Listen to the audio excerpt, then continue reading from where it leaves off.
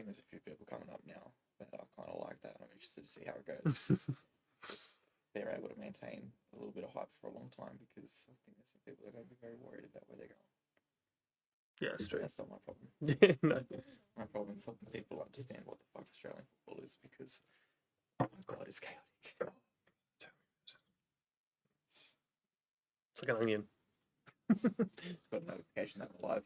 You just got to know. Good. We are live, guys. Wow. Joe K.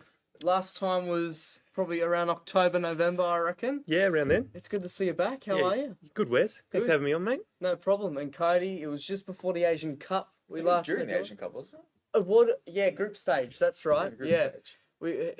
How do we think the Socceroos were going to go? I can't remember. I said they'd get knocked out in the quarterfinals. Well, there we go. I said they get knocked out to Saudi Arabia, though. Or yes, South Korea is South arguably Korea. better than Saudi Arabia. Exactly right. And we almost won it. Almost. What annoys me the most. Yeah, but exactly. You know what it is, what it is. How are you as well, Cody? Yeah, You good? I can't complain. Just come around talking football. Yep, It's exactly kind of, right. my social life at the moment. So. Exactly. I'll take exactly. it.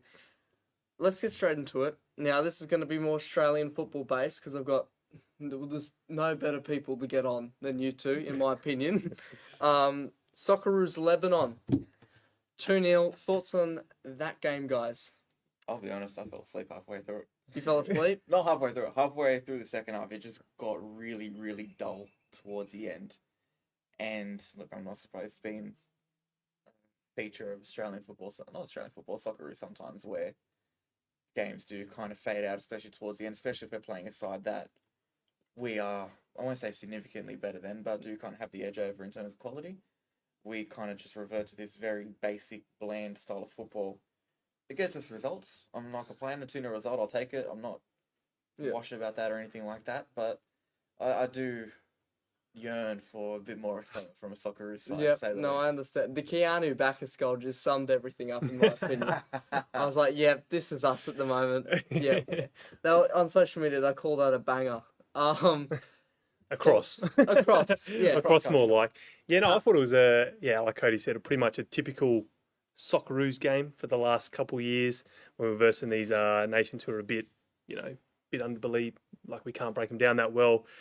Fortunately, Bacchus was there to whip it across from the sideline and caught the keeper off guard there with that one. Went in. Yep. But it was also good to see Adam Rustic back. He's probably our most creative player. Yep. It took 2 injuries to get him out on the field, but he got there, and then I thought he was great when he came on. So hopefully we can start integrating him back into the squad a bit more, get him playing. Hopefully we can then use his abilities to break down these teams a bit more. Yeah. I thought it was good to see Kai Rolls get a goal. Yeah, Kai Was that Rolls. his first goal? Kai Rolls Yeah. got a goal. Yeah. First goal That's for like- the that's Socceroos. actually- I don't know if it's I know- for youth level. I know they score. I know they're calling it like a fluke because it came off his shin. But I thought it was all right. Good connection. It's hit the post and gone in. At least he was trying to score that. Bacchus wasn't. so, Exactly right. So yeah. we'll take that. Now tomorrow is the second game. Thoughts? How do we see this game going? Obviously, Lebanon will want to attack first. Would you agree with that statement? Their approach surprised me a little bit in the first game. I'll say that much. You usually get a lot of those Middle Eastern sides. They do like to kind of sit back, shut down space in behind. They'll focus on their defensive duties before they kind of try and go forward. And it's usually a very much a counter-attacking approach. Lebanon, there were times in the game where they were trying to play on the front foot. They definitely pressed us. They caused us problems in that regard. I don't think Australia was prepared for it. Going into a game like this, not to kind of dig into the racial connotations of Australia as a site from a societal perspective, but playing in Canberra, I think there'll be a much less Lebanese population than what you get in Western Sydney. Yeah. So hopefully it does feel more like an actual home game, even though this is the away game for us, and last game was our home game, probably felt more like a home game for Lebanon. But maybe that kind of factor will help us. Obviously, the fact that we understand what Lebanon's going to come into this game trying to do. It'll be it'll be an interesting one. I wouldn't mind seeing Rustic come into the starting lineup. You said is probably better than what I can.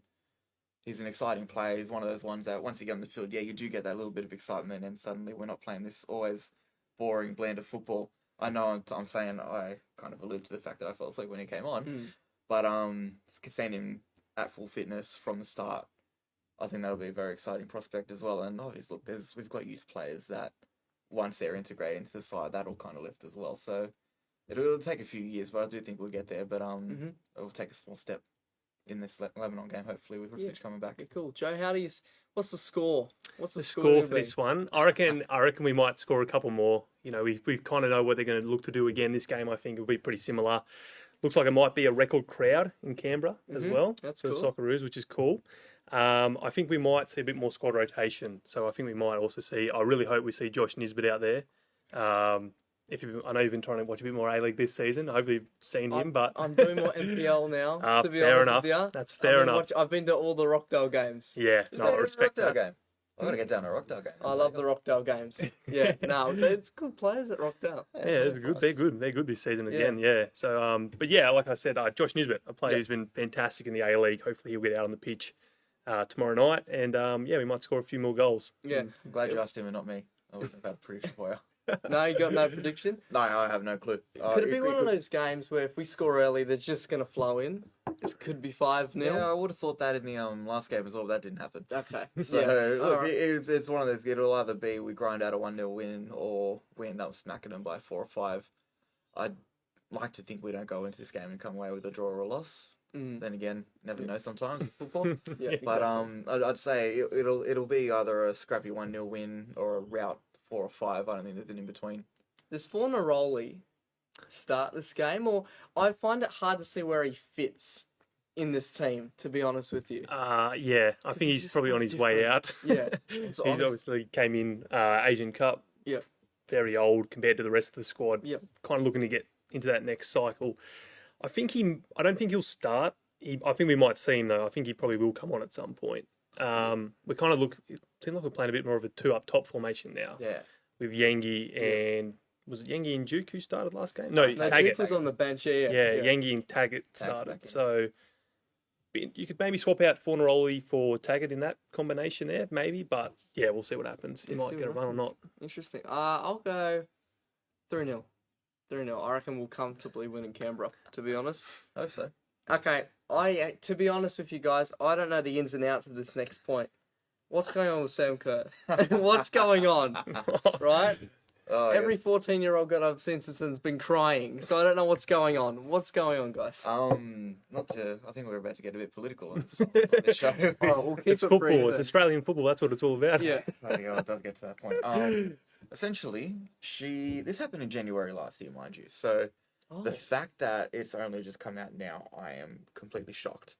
Essentially, it looks like from what I've gathered, she had a night out, got drunk, was in the back of a taxi. There was a dispute about a taxi fare. Police got involved. Somewhere in that, I don't know what order these events occurred in, but it looks like there was a stage where she got arrested, detained overnight, and she called a cop a stupid white bastard. Mm. Now that cop has decided to put I think it was a aggravated racial harassment. I don't know the exact term, but it was something along those lines. Yeah. Definitely, look, in my opinion, it's blown out of proportion. Racism is obviously something you can't condone in society, but if you look at the proper definition of racism, it is definitely something that involves the power between two cultures. It's hard for someone of color and of Indian background to truly racially aggravate a white police officer when there's one person in that situation that clearly has a lot more power than the other. So, look, should she have said what she said? No. Probably not. Yeah. It's a stupid thing to say. I don't know if it's necessarily needing a whole court Yeah. appearance, which I is think not that's- meant to happen until That's a bit. February next year as well. Oh, So There you it's go. something that's just been dragged out for God knows whatever reason. I think it's a cop I've heard whispers that it's a cop that's been removed from the police force for other reasons. Everything's alleged, so I don't really want to say Yeah, what they are, but yeah. it's some pretty shocking claims against that guy. I think it's a guy looking for a payout, yeah. Wow. if I'm being completely honest. Back to the And football. Sorry, you keep going. no, I was just about saying, like, he's probably someone that didn't even realize who she was when Yeah. they first arrested her. 100%. His World Cup's maybe come around. He's gone, oh, that's the girl that Sam I Kerr. arrested and called me white. let's see if I can get some money out of her. Yeah. So I think she's just been dragged into something that she really has no business being dragged into. Yeah. And honestly, thank Christ she's injured, because God knows how she'd be playing at the moment with this hanging over her head. Yeah, well, let's talk about the football side of things now. The injury. She'll probably miss the Olympics. Is that? Oh, she will. It's the ACL. Yeah. Yeah, she will miss She's the gone. Olympics. She's gone. If she plays at the Olympics, It's a miracle. Yeah. it'd be more crazy than the resurrection of Jesus. That'd be probably more likely than her playing at the Olympics. The Olympics, guys. Matildas.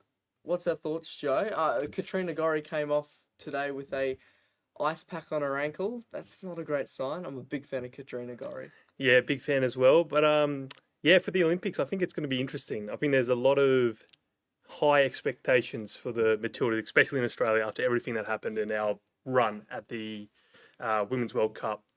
I do think we're not in the top 5 teams in the world right now, whereas I think the perception in Australia that might be the case. Yeah.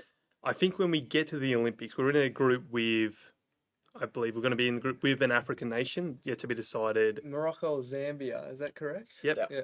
And Germany and the USA. Yeah. Yeah. That's tough. So you've got 2 nations there who underperformed at the Women's World Cup. Yep. Doesn't mean they're going to underperform at the Olympics. Exactly. And it's a knockout tournament like anything. You never really know what's going to happen. But it's a group the Matildas should look to get out of. I believe best 3 get out of the group to the They quarters. got the third Top place rule, 2. don't they? Top Yeah. 2 and 2 third place sides Yeah, out of 3. so it'll be hard to not progress from the group stage. Mm. So we'll have to see what happens there. But I think overall, I think the hope should definitely be to look for a medal. Yeah. But going all the way, winning the gold medal, that is a big ask and probably bigger than a lot of people realise. Yeah. Agreed. I think after what we've done, or what they've done in the Women's World Cup, getting a medal in the next tournament, that would be pretty special, I reckon. It'd be justification for how this side's risen over the space of, I pointed back to 2015, but it probably has been a lot longer than that. For some people, maybe even a little bit shorter than that. We're playing a Germany side who, I believe this is the last time we played against them. It was Tony Gustafsson's first game for the Matildas, and we got smacked 5-2. And in all honesty, we were kind of lucky to score 2 goals in that game, I remember. It was obviously coming out of COVID 2021. It was the first time I could watch my nation play again. I stayed up until 1 o'clock in the morning to watch this match. Yep. And it was absolutely disastrous. But the way we've improved as a side since then, I almost go into this game with confidence thinking we probably have a decent chance against them. This group goes one of 2 ways. Either we go in this group, we get 9 points from 9, completely smash it out, blow everyone apart, or we completely struggle and we scrape into 3rd place. I don't think there's an in-between. Oh, yeah. I I couldn't agree more. don't know if I like the fact that we're playing the USA last, or if I'd probably want to get them a little bit earlier. It'll be a good grudge match. I want to hope we've got 6 points from 6 going into that match, because otherwise it could be It's very, like the very tough. Canada game, the third one. I think I was quite happy to have them last because I think they were the toughest opponent, and the fact that we already had 6 points. We didn't have 6 points that Canada game. Oh, that's right. That's right, Nigeria lost. lost. Game, That's yeah. right. We lost 3-2, didn't we? Yeah. We lost We'll Canada. face elimination. Oh, it's Okay. all coming back I'll to tell me you now. what, the USA have shown they're probably not too great in do-or-die situations lately. I know they did win the Gold Cup recently, but I think even by their standards, it's hard to say you've underperformed when you've won a tournament, but they probably still came out of it disappointed, such as the standards of US football, but that's a whole other conversation in itself. We've shown that when it comes to the do-or-die match, we can step up and we can play some good football. It'll be interesting to see if we can do that, not in our home ground or at an Amy Park that was absolutely bouncing that day.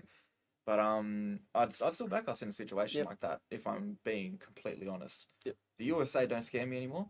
I look their side, they're a good side. I don't think we're guaranteed to win against them or anything like that. But we have a side that's capable of beating them, Sam Kerr or no Sam Kerr. There's one side in this tournament that I'm wary of coming up against, and that's Spain.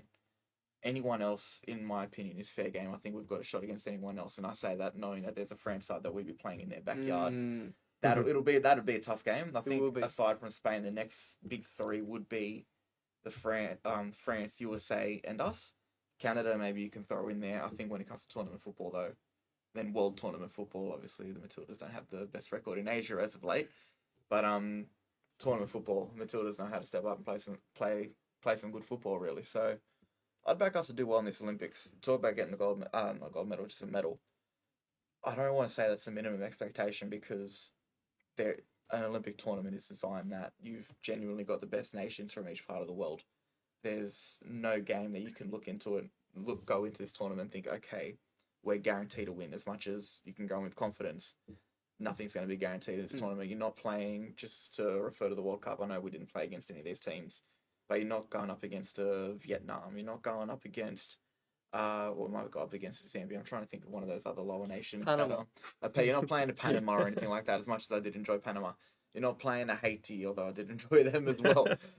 I'll tell you what, some of the smaller nations did impress me at the World Cup, but that's besides the point. Now you're going up against proven nations in women's football and genuinely the best of the best.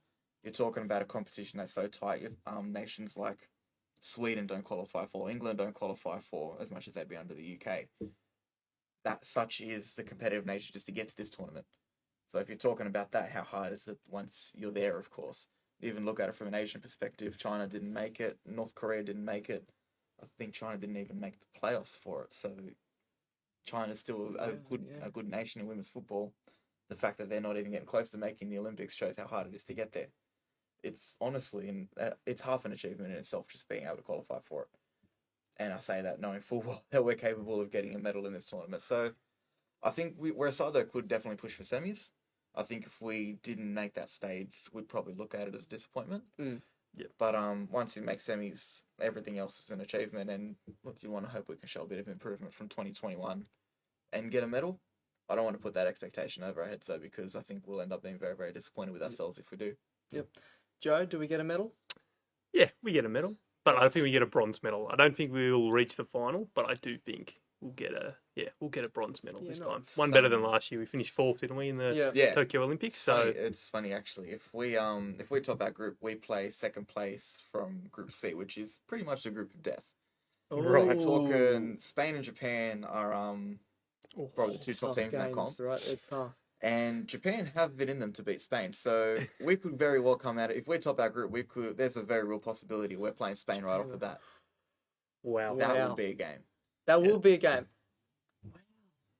That's intense. And you're talking about a Spain that, if you thought they were good at the World Cup, I think Napi Leon's come into the side back again, probably arguably the best defender in women's football. Yep. They won the World Cup without her. What can they do with her? Wow. I didn't know that. That's going to be a big game.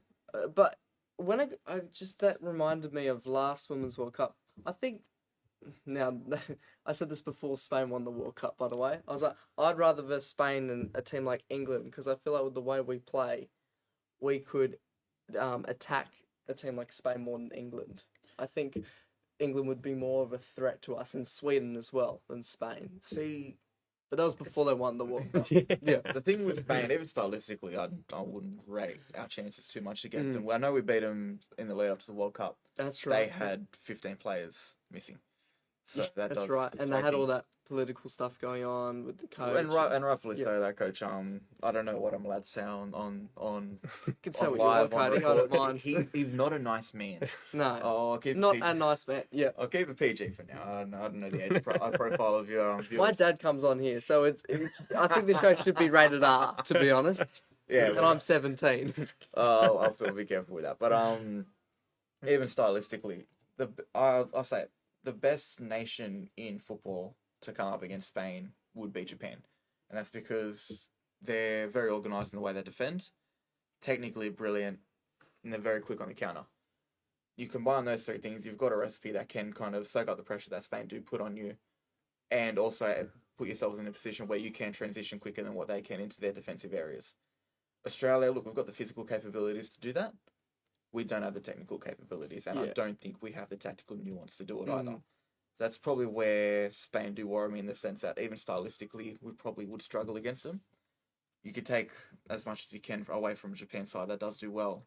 They have, one, a much larger population of people to pick from. Two, a much larger pool of players that do have very good technical ability to pick from.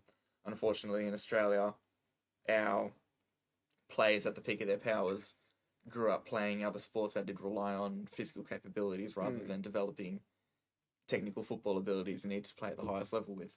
mind you, still work for them. They produced Sam Kerr when she spent most of her younger years playing AFL.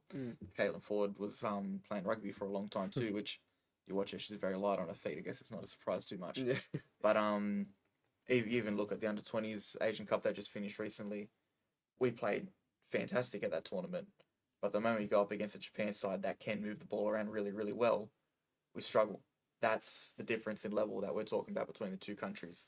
And that's the difference when you go into a game like Spain where we would very much struggle, we'd get overrun, but Japan can go and snack them 4-0 like they did at the World Cup.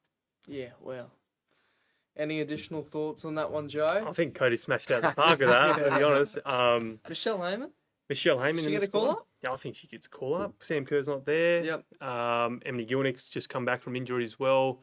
Had a bit of a bust up on the weekend, so Did you see that? I did see the Insta clip. I was like, oh, jeez. All I right. don't know how she didn't guess that. Yeah. She grabbed someone and tried to pull up a ninja I player. know. yeah, I couldn't believe Hey, you it. never know. Maybe that's the fight we need at the Olympics. yeah, maybe that's what we Perhaps, need. yeah. To get past a Spain or a Japan in that game. But Why try to play through Mapileo when you can just grab her and throw her around the field? Exactly right. Exactly. VAR at the Olympics, or Well, it should be. I'm okay. surprised You they think got it. so? well, maybe not then. We'll see. Yeah. I keep forgetting there's no. Probably a blue card by then, Yeah, well, unfortunately. I keep forgetting there's no blue VAR cards, in the yeah. dub, but that's another conversation in itself. No, Heyman should be shooting, surely. yeah, Yeah, I think yeah. she's proven herself. Yeah, 5 goals in 2 100%. games. You know, it's just phenomenal. And that's to for a see. thing coming last. Exactly. Canberra, look, She I must be leading that team with like 99% of their goals and stuff. how much of I'd say so, yeah. how much of Canberra have you seen this season? Not much, to be honest. There's 2 players in that side that, in my opinion, are up there with the best players in the competition overall. I think you'd know who I'm talking about here. You're talking about Michelle Heyman and Vesna Milivojevic, who plays born and raised in Australia, plays for Serbia's national team. Though she's got Okay. lineage there and wasn't getting a look in the Australian youth system. Fair enough. Yeah. But when those two combine, Canberra are very easily one of the best teams in the competition, at least Wow. attacking wise. Yeah. And you're talking about Michelle Heyman's leading the Golden Boot race at the moment. Vesna, she's not leading the assist rate. That's Holly Caspers, but she's up there. she's been a big reason why Michelle Heyman's been able to get the amount of goals that she has. And Heyman's supported Milivojevic with a couple goals too. Very, very good partnership. Probably one of the best in the competition. One of the best. Mm. Yeah. The other side of the field needs a lot of work. Okay. That's the defensive problem. side, yeah. That's the They problem. lost Okay. they lost Grace Maher over the off season last year, and they haven't brought in a centre back with that kind of same ability. They brought in someone from the US, and unfortunately, in my opinion, she's been a bit underwhelming for a visa level signing. I would have liked to have seen a bit more of Tegan Bertolicio. Mhm. There's been games at the start of the season where she did struggle, and I think they probably just haven't given her as much of a chance as what maybe she could have done since moving on in the season. But you're talking about a 17-year-old.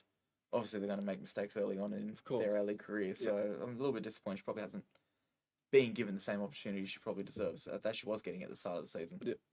But Yeah, yeah, cool. Canberra's an interesting one. Interesting. Who do we see winning the Women's A League? Women's A-League. As a Wanderers fan, hurts, but Mm. it's Sydney FC again. I think they've Just too dominant when push too- comes to shove. yeah, just a better team, and They're a point very- ahead, I think, with a game in hand. as well. Yeah, Yeah. And that game in hand is against Canberra. So, There you go. so they could There you go. very well have a wrapped up. might be a 5-4 Um, win for Sydney FC. yeah. That one. Yeah, probably. Yeah, but look, Sydney FC's gotten their defensive stuff sorted recently as well. Maybe 5-3. 5-3, okay, Five, not four, 4. yeah, Yeah, yeah. One more. I was about to say, like, oh yeah, Sydney might be able to keep a clean sheet, but you got Michelle there Heyman as well. Yeah, It is a tough one. And look, Canberra's playing for pride. As much as they are playing for pride, they do have a lot going on off the field. That is probably holding the side back as well. You got players playing not even knowing if they're going to have a contract for next year as well. Not even knowing if Canberra's going to exist next year because of everything that's going on with the ownership situation. No, that part plays into as well. So look, it probably will be a bit of a poor fade out for Canberra as well, and that's going to play in Sydney's hands. So look, the ladder could be, well, not the ladder, the top spot could be wrapped up come Wednesday. The weekend's probably more about those last final spots. Talk about Wanderers. Mhm. oh, it's gonna be interesting that one. That you're not even talking about coming in a finals position anymore. You're talking about pushing for top 4. Yeah, Yeah. very. Who do we have? The Knicks in Wellington, though, Yeah. don't we? So But the 2 teams above you play each other.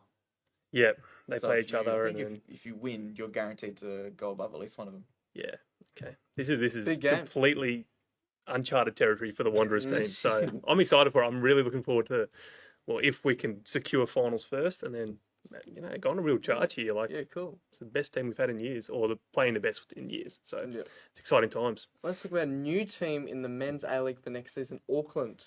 I saw the, what do you call it, an announcement post on all this. Hype video. I really like the logo, by the way. I know a lot of people don't like it. Not me. I Not was me. going to say, were you the one that hated it? Yeah, I did not like that know, logo, I thought but that. yeah. That's why I want to bring it up, because I like the black and the dark blue, Yeah. and I think it's pretty cool. It was a bit creative club on FIFA for me. Okay. But Yep, yeah, no, I see that. if you like it, then that's good. That means I don't mind it. at least someone's out there liking it. So If it know. was less of a fluoro blue, I'd probably be a bit more in tune with it. I'd be a bit more happy with it. Yep. The design itself, I think they put up a post like going through each of the points and what each part of the logo did signify. In that regard, I don't mind. I think there's a lot of it built around the fact that it is genuinely going to be part of Bill Foley's empire. I don't know how much I like that. Yeah, okay. Because let's just say he moves on. Where's the club's identity then? Yeah, Like if true. I understand you're going to go with the whole Black Knights theme. I wouldn't link it back to Bill Foley's thing because that seems a bit too tokenistic. But then again, he's American. That's what they do. I'd be linking it back to the fact that the two clubs based in Auckland, or the two most recent football clubs based in Auckland that played at this level, was New Zealand Knights. You can link it back to the Black Knights.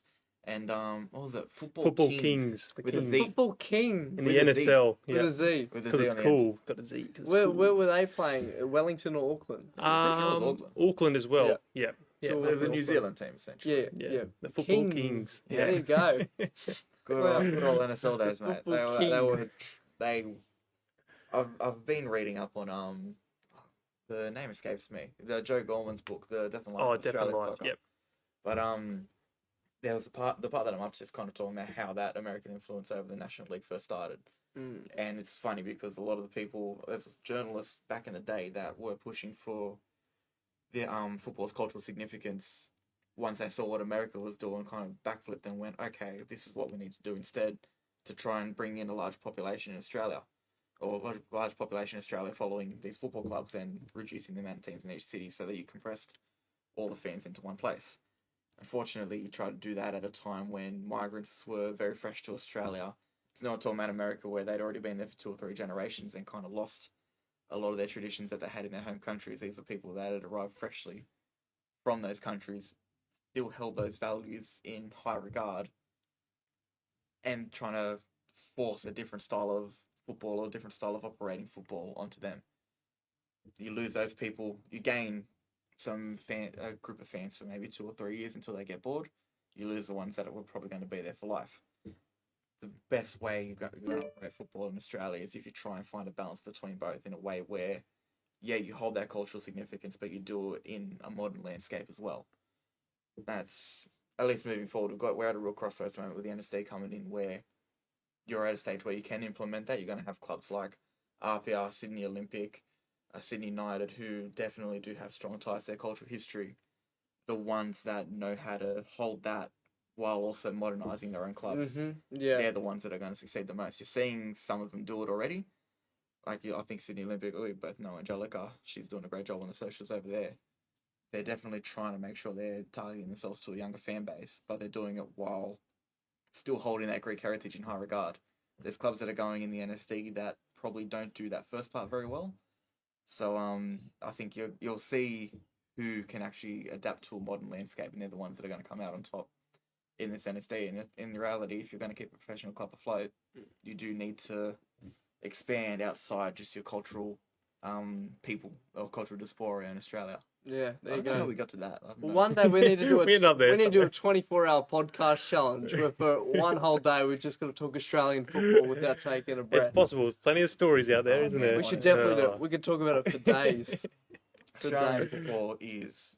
The reason why I love it so much is because it's genuinely one of the most chaotic things I've ever seen in my life. Oh, yeah. I swing between absolutely hating it some days to thinking it's the best thing on earth the other. And it's how it goes. You see one thing one day that absolutely pisses you off, and then the next day you see a streaker almost paid for by a club to promote a side coming into the league next year. And it's just like, you don't get this anywhere else. It's Yeah. fantastic. Yeah. As much as they probably shouldn't do it, it's not ethical, but you Yeah. know what? Maybe Australian football needs to go down those unethical ways of advertising, because Perhaps. we don't have the money to do it ethically. Perhaps. And even the games. Some games are 0-0 and the next game will be 5-5. No in Exactly, between, yeah. right? Oh, it's great in that regard. It's Yep. like people talk about the quality not being there, and you're not going to get the quality of your Premier Leagues or anything like that. But for purely entertainment value, you get a lot of that in Australian Yep. football. You don't know what you don't go into a game knowing what's going to happen. I say it all the time. The A League and the A League Women's are the two worst leagues in the world to bet on because Yeah. you can do all the research that you want, know the ins and outs, know forms, know how a club goes at a certain stadium, or at a certain stage in the season, or at a certain time of the year, or in certain weather. You go into the game knowing every little bit of detail that you can, and something wacky will just happen and just throw you off. Your team will lose 4-0. Yeah. Yep. In a game that you're expecting them to win by Michelle 5. Hammond scores 4. Yeah, scores 4. For a team coming last. Yeah, exactly. Before we wrap up, I just want to touch on the Premier League because I've been doing this every week now as we are a couple of months away from finding out who's going to take the cake. Arsenal, Liverpool, Manchester City. It's so tight at the top of the table. After the international break, there's no more. We can just keep going and we're at that home stretch. Joe, first of all, thoughts on this Premier League season and who do you reckon's going to win it? You're asking a Chelsea fan. Yeah, what he thinks okay. of Yeah, I know. That's why I asked him first. So I've pretty much so my Chelsea supporting this season has kind of dropped down a bit. Not as passionate as I have been in past years. So I've been able to enjoy it as a neutral, and it is very This is exciting. like to say the therapy least. for a Chelsea fan, right? It is just don't even worry about turning on Chelsea. Just watch the other I'm games. just happy to watch football. But no, it's been great. Like we've obviously got a 3-horse race at the minute, 1 point between them, 10 games to go. Yeah. It doesn't get much better than No, that. and this hasn't happened for a decade. Yeah, was it the last time? Stevie probably G slipped over. I reckon that was Stevie the G closest. in the Leicester season was actually pretty close there. It They still wrapped it up was. with a couple games in hand. Yeah, for a couple games, which could happen this year. There's still Yeah. 10 games to Never go. know. So Two teams slip. I mean, it's anything can happen. yeah, we got some I big guess. matchups. I know Arsenal versus City 2 weeks time. I think. Or I think is it this it's the game first week back. coming? I don't know. Sorry, It's I should be the two. person. Yes, it is. okay. Well, I mean that's a huge game there that could completely swing the door wide No open. matter what happens, So, there's a different alternative. yeah, so it's I'm incredibly excited for the next couple of weeks. I think it's gonna be very exciting as a neutral. Which with Chelsea sitting at 10 for 11, that's what I am these days, Okay, and I'm okay there with you go. that. There you go. Not going to get relegated. Not going to win the title. Not going to get Champions League. So Europe next season, perhaps. oh yeah, get us in the Conference League. I'd rather not be in level. Europe than the Conference League. I find that so embarrassing. I would rather be in the Conference League if I'm being honest. I wouldn't mind the away days if I was living in Europe. That would be yeah, fun. that would be cool. Yeah. That But would be living cool. in Australia Fair and not trade. being able to The go to Faroe that. Islands away game. That would be epic. I still remember the only time I've ever kind of even seen footage from a game in the Faroe Islands was when Spain had to play them. I think it was in 2017 or something. And you got Ramos with the armband, like the classic 2017, 2018 Yeah. Ramos, a bit of a ponytail, a bit of a beard, captain's armband, still at Real Madrid that time. And he was playing in a stadium on a synthetic pitch. I think the stadium couldn't be any bigger than Rockdale's home ground. Yeah, yeah. And there was a massive construction zone behind it. And you see, like, I think they were still moving. Like, there was all trucks around, whether they were moving or not, they were still there in the footage. And you've got the best centre back in the world just looking around, going, Yeah, what is like, going focusing on the What game, am I of course. doing here? focusing on the game. But it was just a weird scenario to see him in. It'd be like if you put Del Piero in the A League this season and you had him playing out of Tane. Which, At a training ground out there, yeah. that's no disrespect to West United. I'm so glad they got that up. But it's still a Yeah, I It's know. still I a- understand. It's still a very Yeah. small stadium. Yep. Yeah, I'm waiting for that 15,000 seater to be built, but you never know how long that's going to take. But you know what? They're making inroads. At least they're in Tane now. At least they're not playing That's at true. AIM anymore. Yeah. Yeah. So, Joe, who's gonna win it? Give you the hardest question of the day. All right. It's not that hard for me because Oh, okay. out of the 3 teams left, don't like Arsenal, don't like Liverpool, and Man City have proven time and time again. You see my face, Cody. Then it's like don't like Arsenal. I'm like, yes, and then don't like Liverpool. I'm like, But okay. Look, I look, think you're not getting an invite back again. What do they say the definition of insanity is? Doing the same thing over and over again and thinking it's going to be a different outcome. City have done it, what was it, 3 years in a row? Yeah. They're going to go for 4 this You time never around. take your eye off City. 'Cause the moment you do, They're in third at the minute, aren't they? Yeah, They're a point yeah. behind. But So I if just, it's a draw next week, Liverpool go comfortably top. If Arsenal win, Arsenal go comfortably top. And if City win, it's still in there. it's Yeah. anyone's game. So yeah. I kind of hope that's what happens, It's a actually. big game for City, this. Mm. Cody, who's going to win? I'm gonna sound so biased. I'll tell you what I think, and then I'll tell you what I want. Because believe it or not, See, what I this is what I want to hear. I know he's going to. Well, I can't be biased. I'm coming 10th. well, look. In all honesty, even if I try and look at it as unbiased as possible, I do think Liverpool kind of take it out. It'll be tight. It'll probably happen on the last day. I still see Liverpool taking out the title this season. You talk about doing the same thing over and over again. Liverpool, Man City are doing what they've done over and over again, but Liverpool look a lot better than what they have in recent years. And even in those years, they still have been able to push City as much as they could. I think they sneak ahead. You've got the emotional factor with Jurgen. Klopp Mm-hmm. stepping down at the end of the season. I think that'll kind of spur them on that a little bit more. Yep. And a little bit of City dominance. At least we get something different for once because the Premier League was starting to get a bit boring. Mm-hmm. But I genuinely think Liverpool kind of take it out. And I'll tell you what I want to happen. I want it last day of the season. I want it to be as incredibly tight between two teams. I don't care what two teams it is. Make it Liverpool 3. have Make to it win. 3 teams. No. Because I want someone finishing on same points, same goal difference, same goals for. Oh, we got did a the Premier Premier League record, grand and final. I want to see it get to a point where they have no other choice but to have a playoff match at Wembley for the Premier League title. I want to see it in my lifetime. That would And be how amazing. how bloody cool would it be if that's what Jurgen Klopp's last game is as well. Against Pep. Oh, Well, Probably, we're it probably won't happen. It takes yeah. so many stars is would need to Imagine, quite win. the script imagine there. if you lost the league because of one yellow card. Oh, that'd be That would be ridiculous. amazing. Well, no, it wouldn't be But amazing. the but that would Premier be... League don't do like drawing a lots or anything like that. Because I know that's a final tiebreaker in the A League. Mm. I think the Premier League, like if it's a game that genuinely has to decide an outcome, I think it's in their rules that they need to have a playoff match for it. Yeah. So It's just Imagine you I with want to see it. bucket list, right? Once in a lifetime, Yeah, literally. please. A Premier League grand final. It's hard enough to get At tickets, Wembley. like as an Australian, to get tickets to a game in Yeah. to Yeah. a Premier League match. Yeah. Imagine trying to get a ticket for that one. Like people from all over the world will be. It'll be sold out.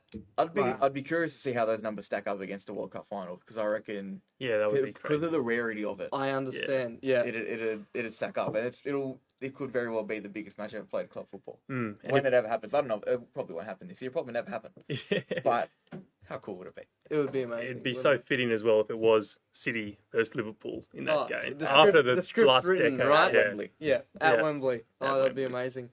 Well, thank you very much, guys, for coming on today's Monday Night Live football. Guys, thank you very much. Thank you for having us on, Wes. Anytime, mate. See ya. See ya. Premier League playoff, mate. Make it happen. I'm telling you.